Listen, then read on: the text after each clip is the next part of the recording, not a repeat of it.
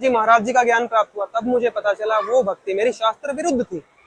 और गीता जी में वैसी शास्त्र विरुद्ध हर एक भक्ति को कैंसिल किया हुआ है, निषेध बताया है। एक बार वो आपको दिखाते हैं, फिर रामचरितमानस का अगली कड़ी जुड़ेगी। देखिए, अभी आपको अध्याय 16 दिखा देते हैं एक बार हम। अध्याय 16 का श्लोक 23 और 24, ये हमारे गुरुजी लगभग हर सत्संग में आपको बताते हैं।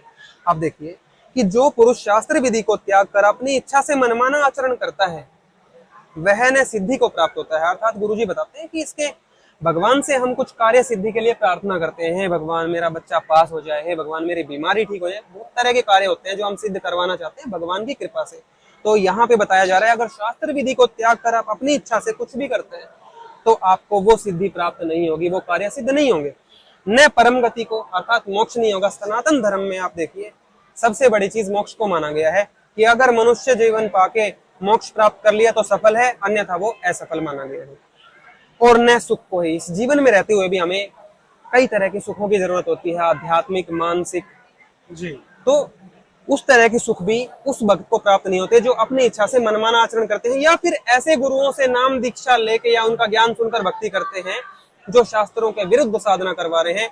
और आपको बताऊं कि मैं बहुत संतों के सत्संग सुनता रहता हूं, और संत रामपाल जी महाराज जी के अलावा मुझे आज भारत में कोई दूसरा संत नजर नहीं आया है अब तक जो शास्त्रों के अनुकूल साधना बता रहा हो। अगला श्लोक भी आप देखिए, अध्याय 16 और श्लोक नंबर 24।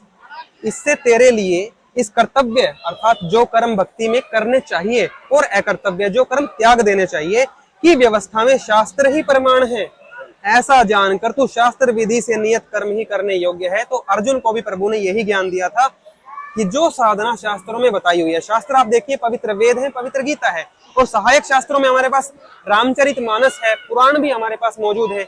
इन सब से भी हमें वो ज्ञान मिलता है कि किस प्रकार की साधना हमें करनी चाहिए मोक्ष के लिए और सुख के लिए। अब देखिए रामचरितमानस में आपको एक गजब का प्रकरण दिखाते हैं जो हनुमान जी ने अपने बारे में बताया है।